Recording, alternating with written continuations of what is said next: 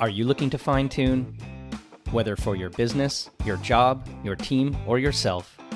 In each episode, we will be discussing different ideas and opinions using real-world examples to help you see opportunities, innovate, and succeed.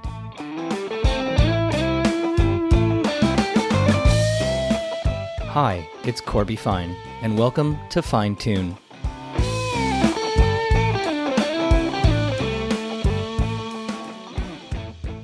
When I started my career in the late 1990s, there was a fairly standard set of rules as to the employment options available to me. One, I could go get a job, a full-time job.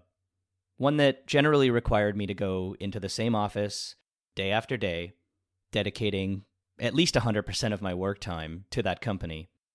And in exchange, I was guaranteed a salary, some pretty good benefits, and the opportunity to maybe, just maybe retire after 40 years of consistent service. The second option was the contract, namely the same sort of full-time job, but with a limited time frame of duration, and not as many of the other benefits than, of course, the ability to be independent, to take the salary, thereby allowing anyone, really, myself included, to write things off as an independent.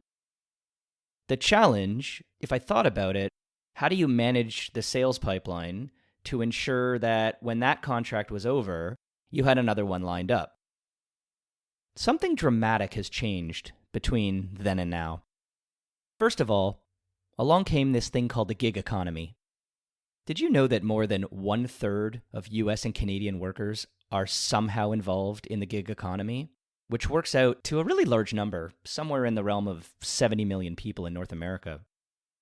With the rise of Uber, Lyft, Etsy, Amazon, Freelancer, eBay, among many others, more and more workers are doing part-time work, side hustles, and joining this gig economy, as it's often called. For many, it's a stopgap for when you're between full-time jobs or can't find a new job after a layoff. Or sometimes you just need more flexibility than a traditional job can provide. So you go freelance, maybe string together a few jobs on a short-term contract basis. The gig economy offers a ton of flexibility, no matter what your situation. Now, technology has been one of the main enablers of this kind of work. Because the reality is, if you're armed with a smartphone and you're situated somewhere near a Starbucks or an independent cafe that has pretty good free Wi-Fi and a power outlet, you know, that new office space we all like to say, you can pretty much just about work from anywhere. And it's not just gig economy workers that are taking advantage of that situation. Full-time employees will spend hours to days sitting in more public, outside of the office environments, doing the exact same thing, taking advantage of the Starbucks office.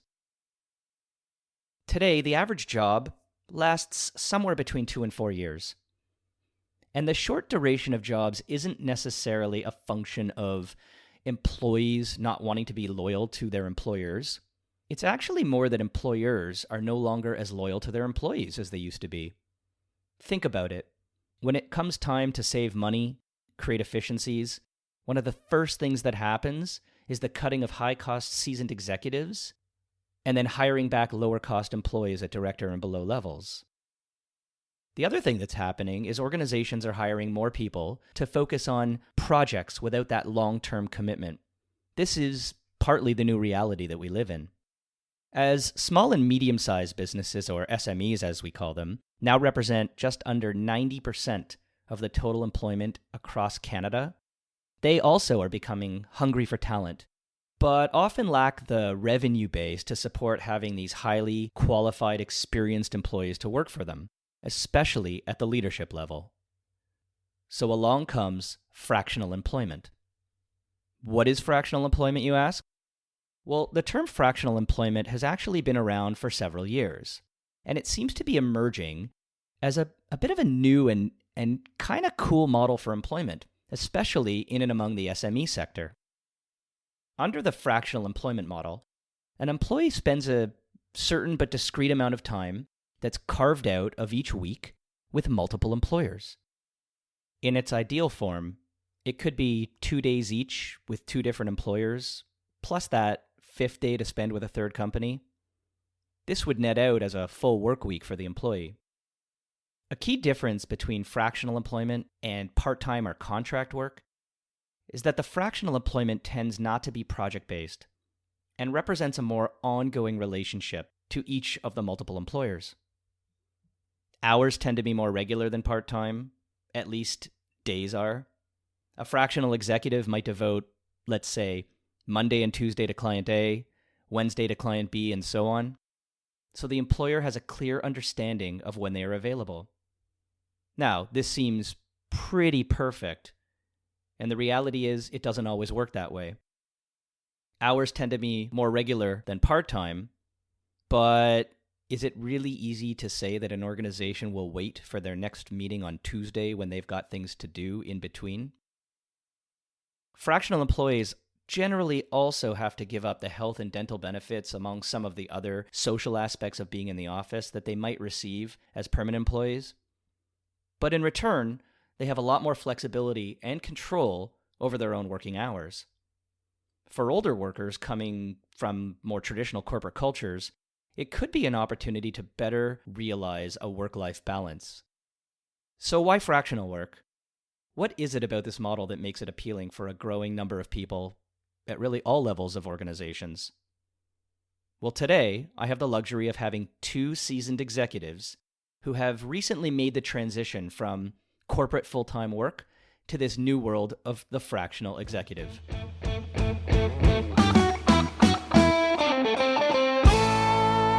So my first guest today is Rory Capern. Rory, why don't you give the audience a little bit about yourself?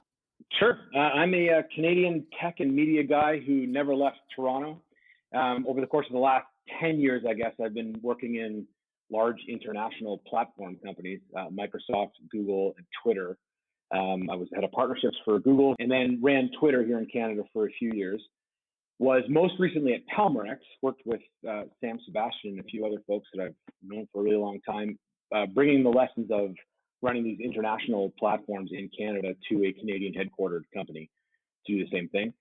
In January of this year, I started my own company, Rory Capern Advisory Services. Not that inventive on the brand level, but my objective in this last chapter, the chapter that I'm currently in, is to answer the call of a number of scaling Canadian technology companies to help them grow effectively and apply what I've learned over the course of the last 20 years or so to a sector that I'm deeply passionate about across multiple companies at once.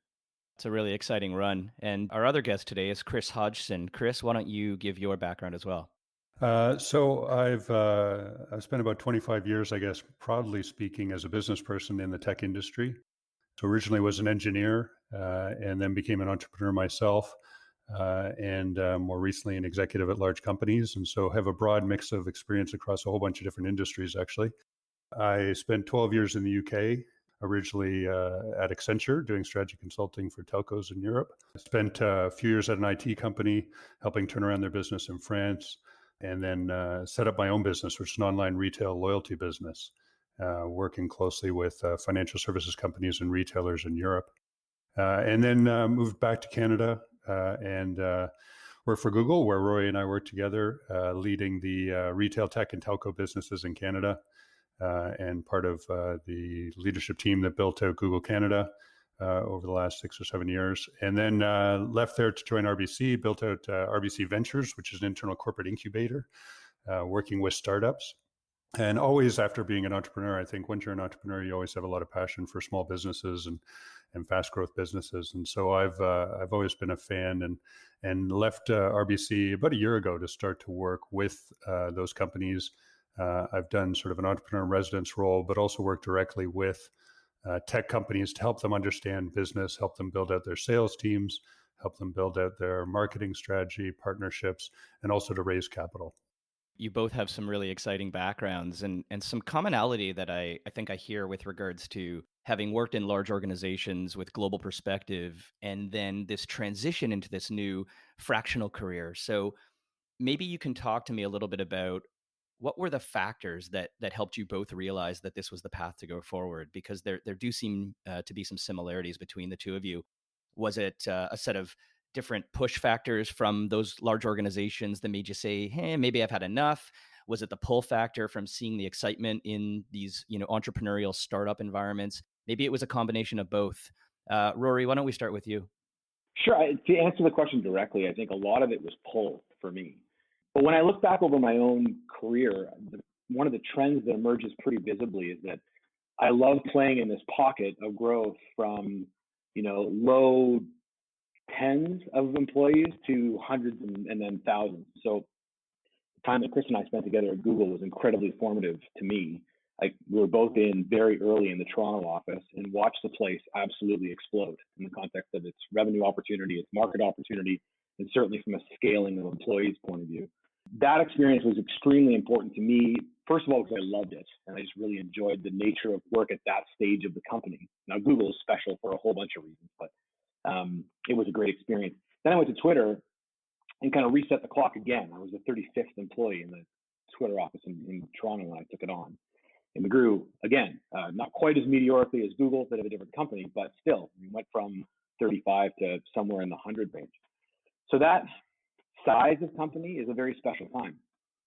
It's an opportunity as a general manager or a managing director, in the case of Twitter, to look across all the different functions of business, which I really enjoy, with a strong focus on revenue growth for a Canadian headquarter of an international company.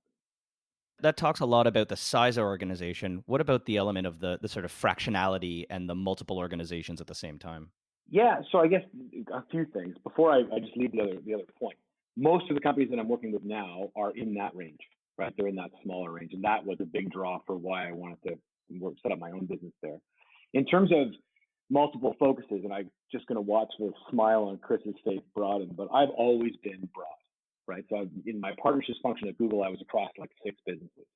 At Twitter, I was across, multiple different aspects of Twitter's business. And then when I went to Palmerex, I did the same thing.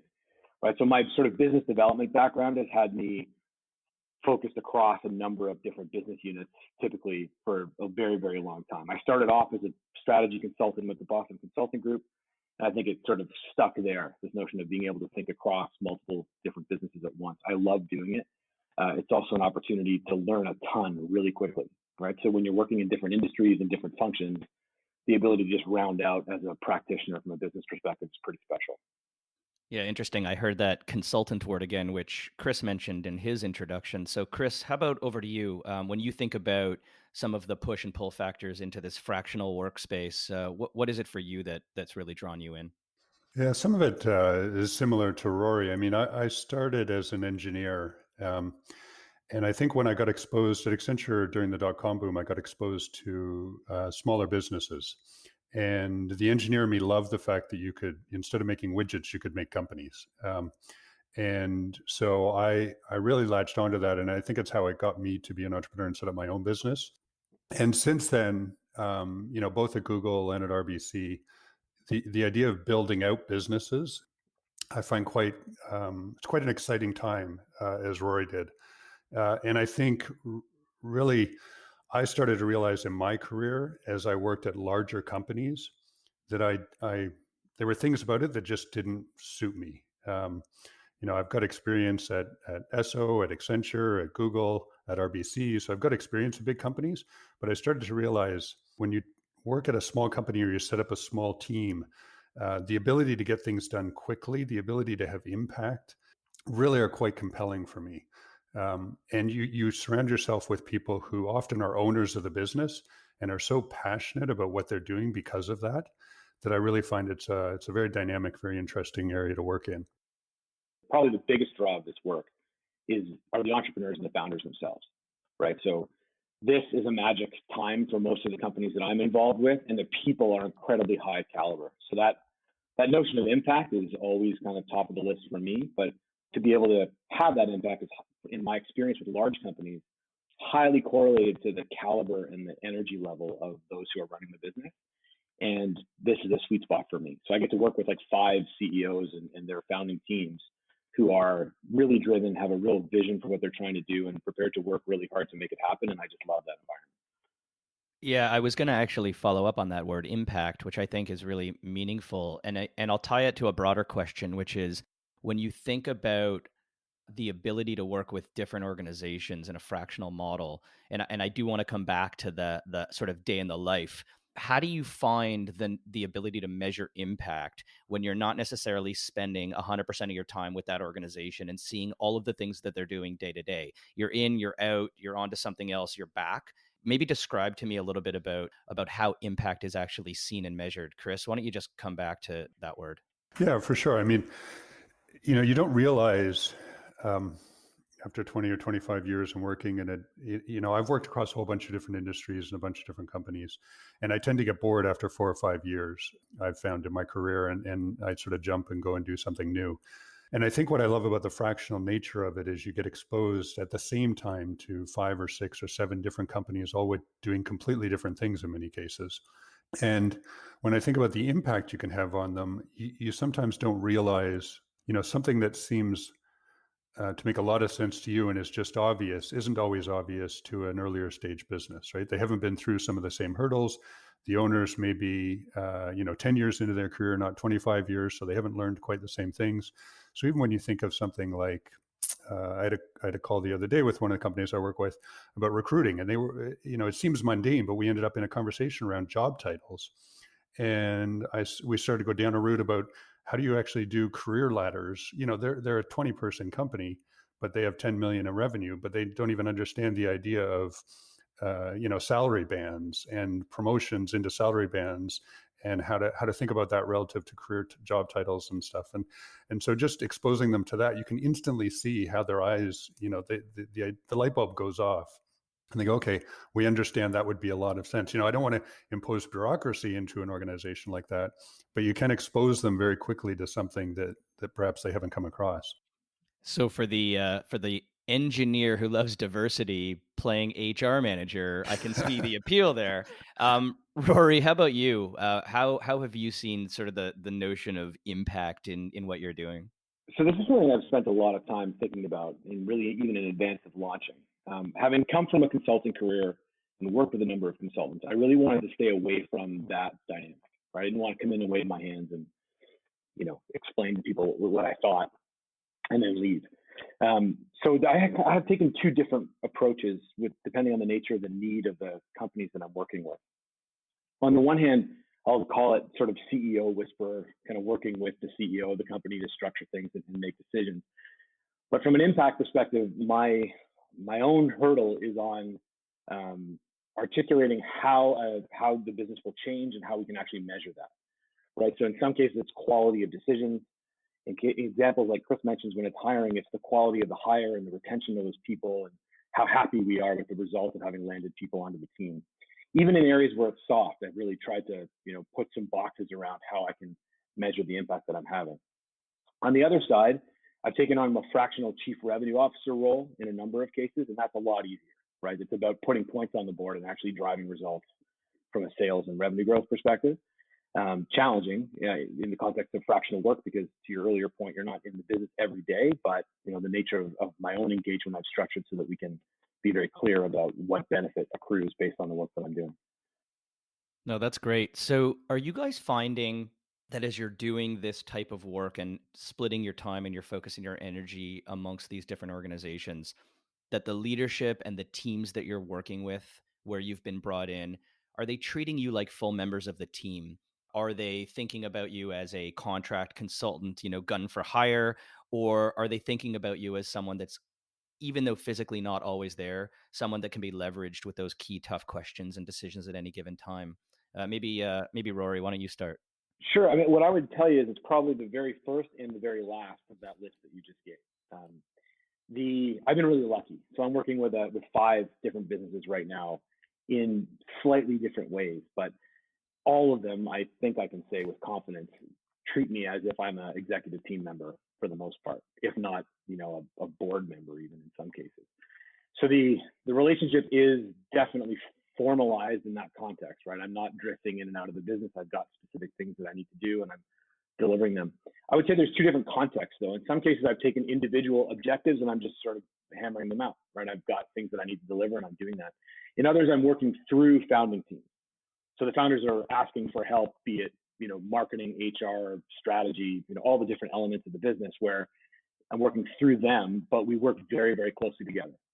So one of the things that I think we're probably going to get to in a minute is, in my view, the biggest challenge of this business as a fractional executive is time, and how you sort of efficiently use hours in the day so that you're not screwing across too many things at once. It's a real challenge, but I've managed to do it in such a way as to drive a tangible result, either directly or through the founding partner that I'm working with on the executive team, to, have a very formalized role in the company.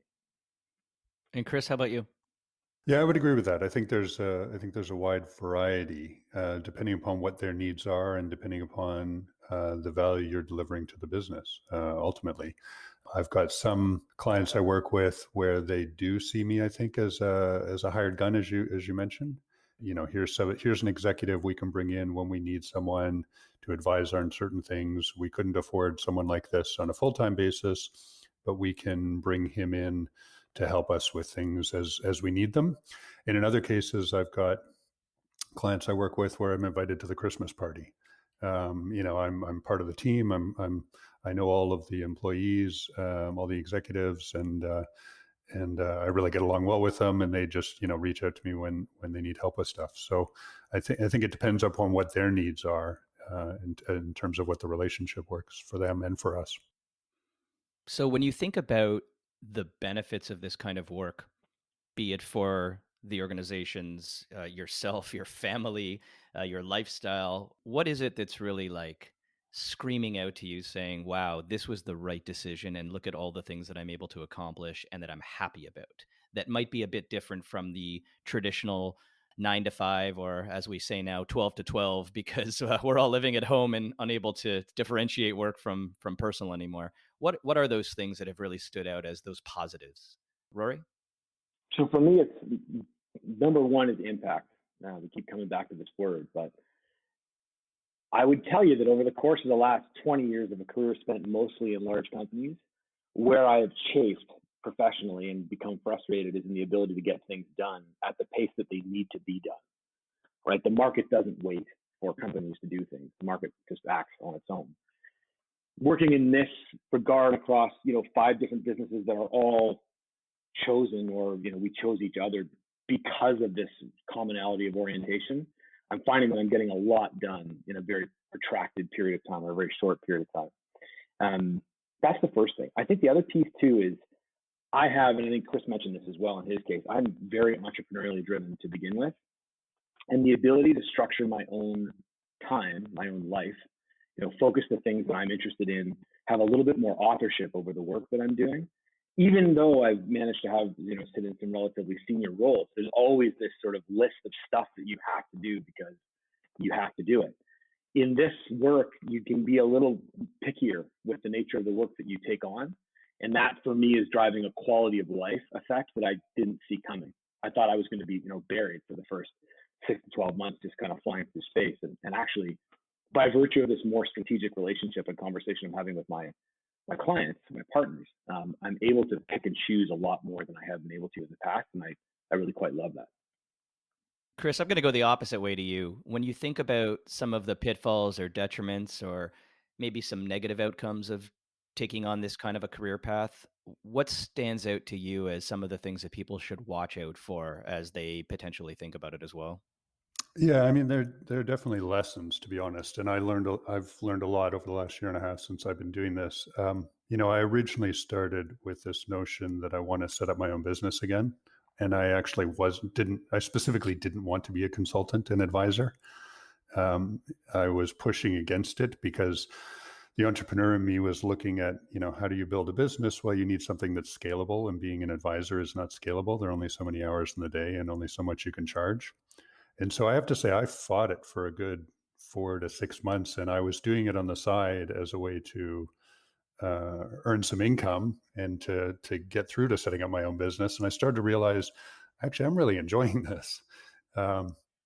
And so that was the first insight for me. What I enjoyed many of the same things that Rory said, but I did think this isn't a scalable thing that I want to do forever, because I just didn't think it was that scalable and that exciting. But actually, now that I've done it, what's exciting is working with a variety of companies. And as Roy said, having the choice to choose who you work with, right? When you start with a company, so many friends now who've worked with large companies.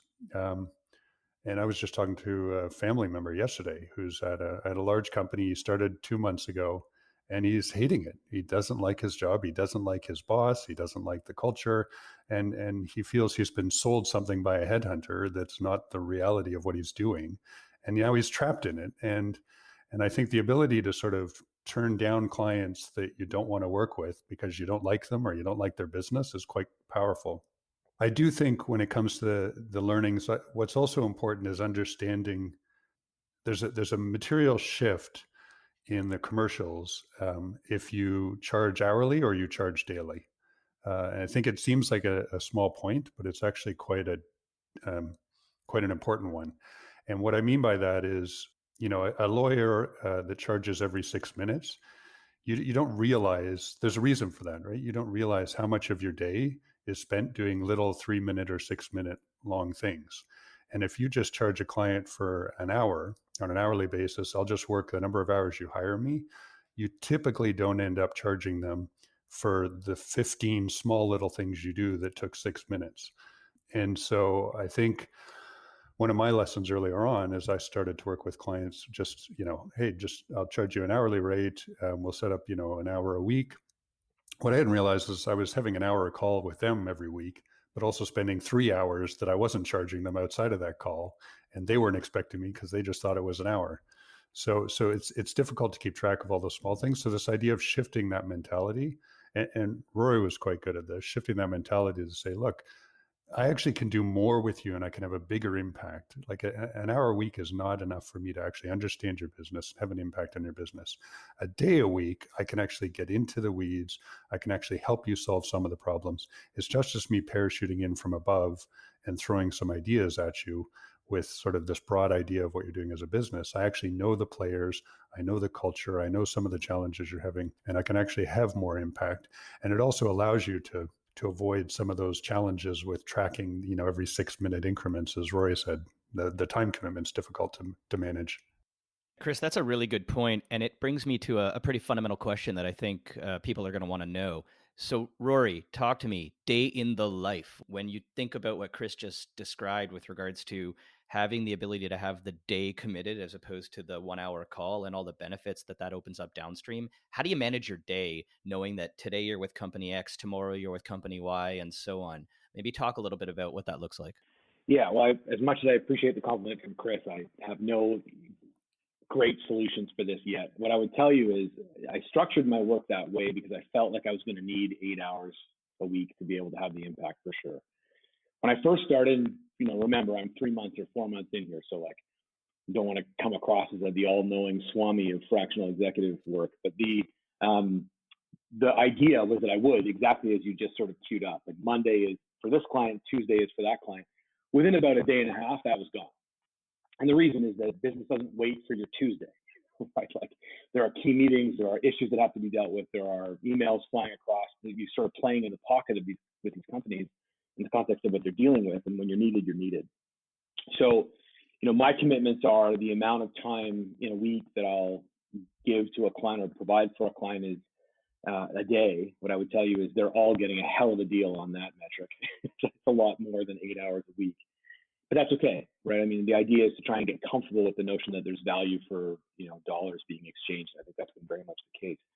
But this is the pain point of this business, right? So if you are a highly structured individual who needs to know exactly what they're going to do in every hour of the day, I actually got pretty good at that while I was working in a large company. Like structuring my time became a really important piece of my work.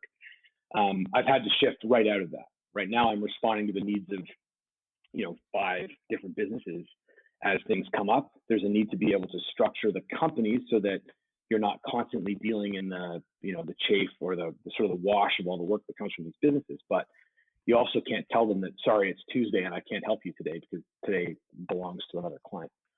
So I'm still very much trying to figure all that out. What I would tell you is what was supposed to have been 5 days of work is probably looking more like 10 a week in the context of total hours right now, especially as I kind of get better at this. But I definitely love it and wouldn't trade it.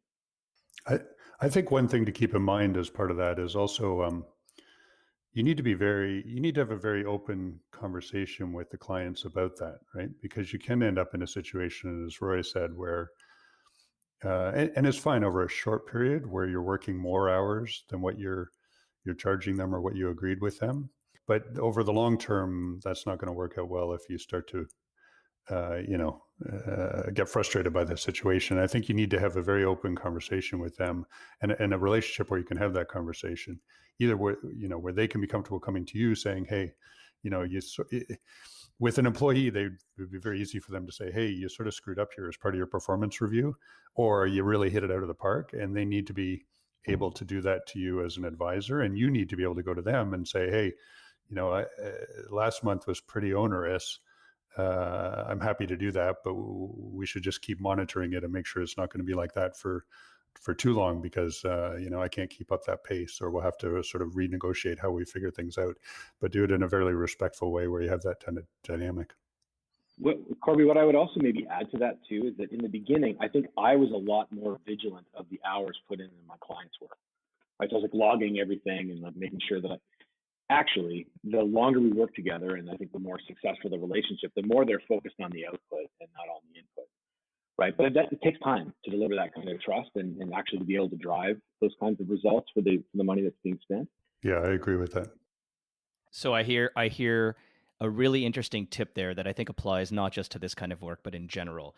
Try and set the expectations to focus on the output and not the input of how you get there. And I think that works regardless of whether you're a 9-to-5 or whether you're a fractional executive, irrelevant. Chris, coming back to something you said, you talked about your friend being, quote, stuck in the corporate gig that maybe he or she wasn't so happy with. So I'm going to ask the blunt question. As you two work with a lot of these organizations, once you get to know them and you're sort of ingrained in the one out of the day-to-day work that you can do, have you come across organizations that, a month to 3 months into the relationship, you've just said to yourself, wow, there's not much I can do here to help. It's really not my area. And how do you bridge that conversation if you have?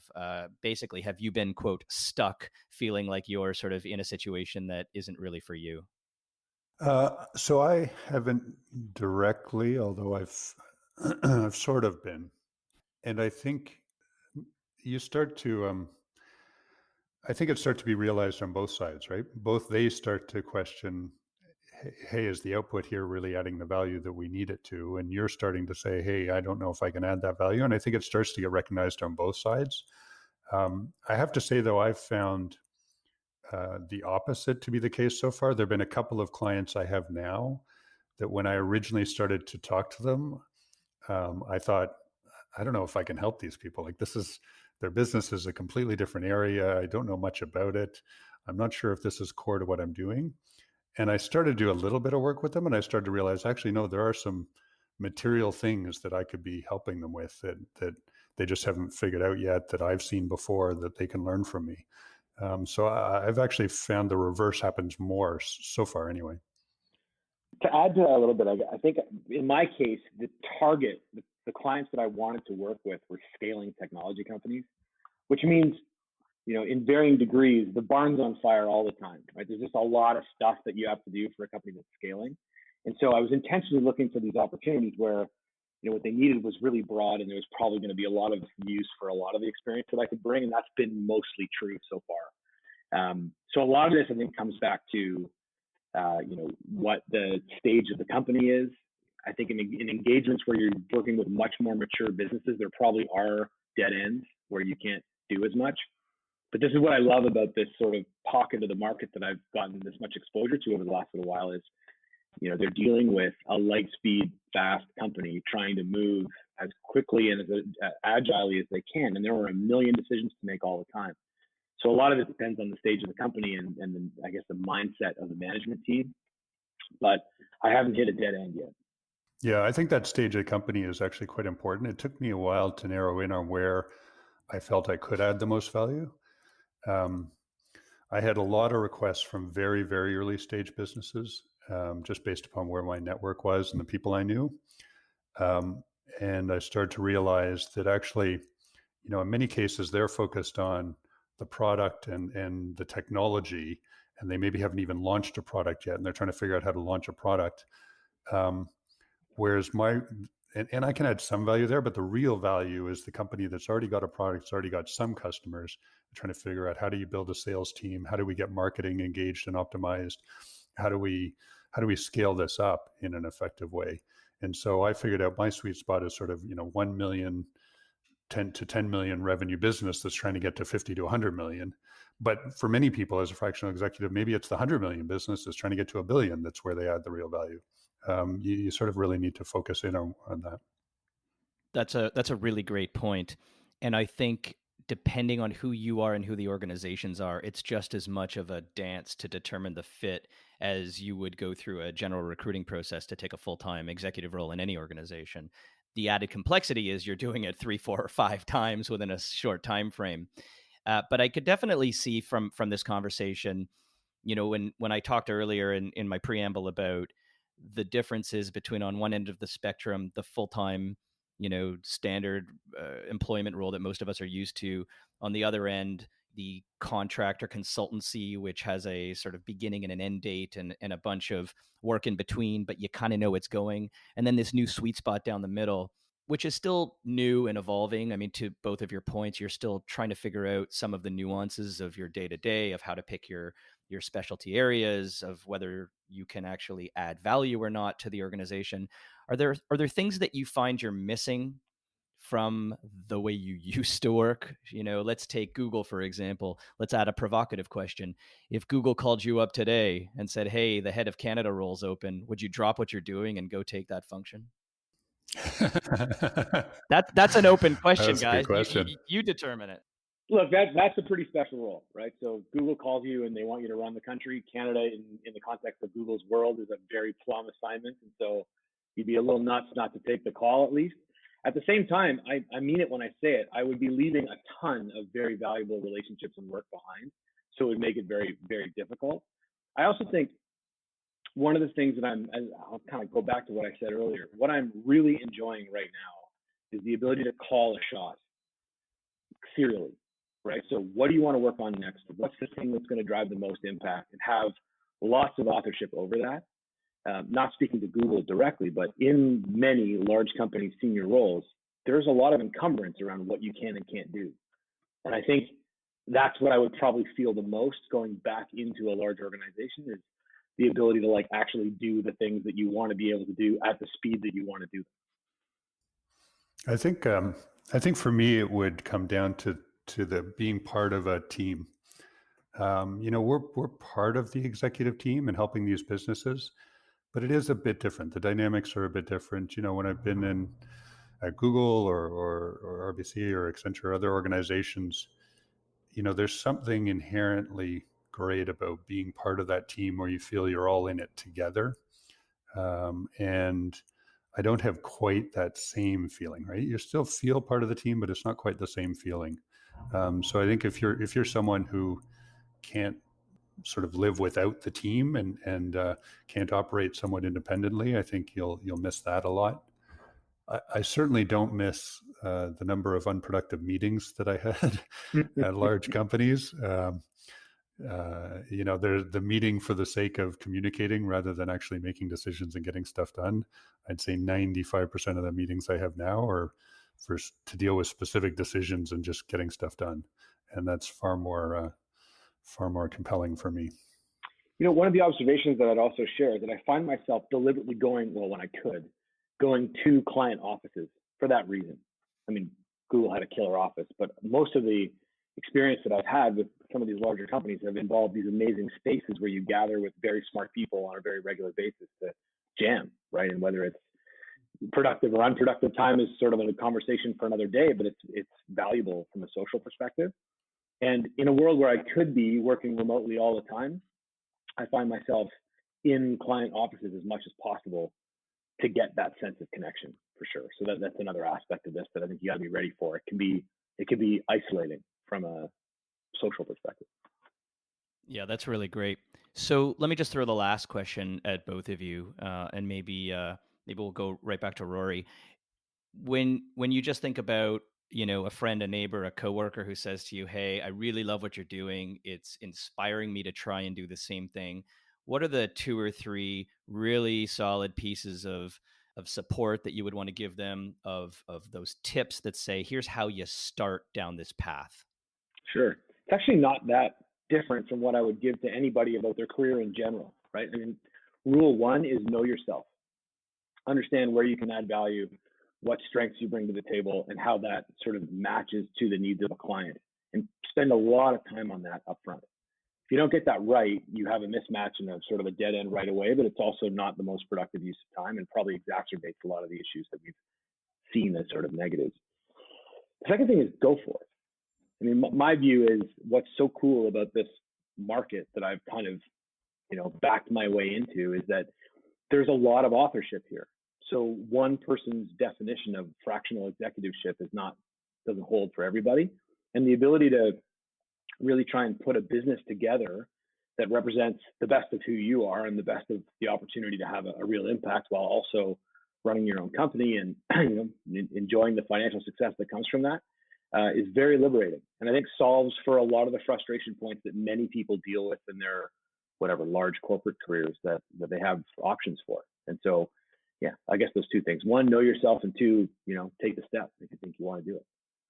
And Chris, how about you? Yeah, I agree with those completely. I think the other thing I'd add is perhaps have a realistic look at your network and the ways in which you can reach out to those clients and try to understand how am I going to. You don't need 100 of them, right? You don't even need 10 of them. You need 3 or 4 or 5 of them. But how am I going to open the first clients and have those 3 or 4 to begin with? And quite often, if you haven't done this before, it's going to be your friendly network, friendly connections who are actually willing to take a risk with you and bring you on this basis. It's going to be harder if it's a cold call to someone you don't know. And so try to take a realistic look at your network and who potentially could be a client or your initial clients. That's really good advice. I heard a lot of strong things today. I think some takeaways from my perspective. One, a line that Chris, you used earlier, the ability to know that you're helping build businesses versus widgets is one of the draw factors into this kind of work. You're helping people build their businesses as opposed to taking it on yourself. That was really strong. The whole concept of setting the expectations with the client up front in terms of focusing on the output as opposed to the input. So don't worry so much about, as Rory says, documenting the 10-minute phone call that your lawyer might do. And as Chris says, it's more about focusing on what you're going to deliver at the end of the day. So don't worry about how I get there. Just trust that I'm going to help you get there. That's really key. And I think applies not just to this kind of work, but in general. And I think the other key point is make sure you understand if you're going to be able to add value to the company based on the stage that they are at. So I think, Chris, you said it well. There might be people out there who have seasoned executive experience in very large multi-billion-dollar corporations. Maybe it's not best for them to start right at the bottom with an organization that's pre-product or pre-revenue. Find your sweet spot, take advantage of the skills and knowledge you have, and then adapt it. And then finally, in those key points at the end, I think that last point was really, really critical. The combination of Rory saying, know yourself, understand what you can bring to the table, but Chris's comment around, and then take a look at your network and see where that might match up. So all of those things together, I think, are really good. So I want to thank you both for spending the time with me this morning. I know there's a ton of things here that our listeners will take away. And knowing you both personally, knowing the value that you've brought to your previous careers and organizations, I can't wait to see what happens with the smaller, more nimble startups that you're working with now. I'm sure we will all be customers of many of them at one point in the near future. So thank you very much. And, as we say nowadays, stay safe and enjoy the rest of the day. Thanks a lot, Corby. Thanks very much, Corby. Thanks for having me. Thanks, guys.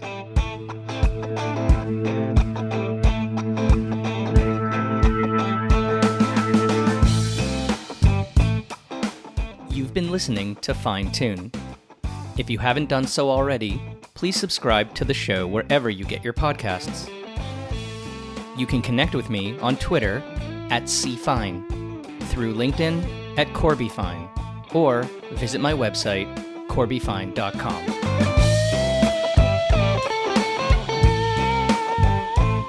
Fine Tune is produced by me, Corby Fine. Thanks for listening.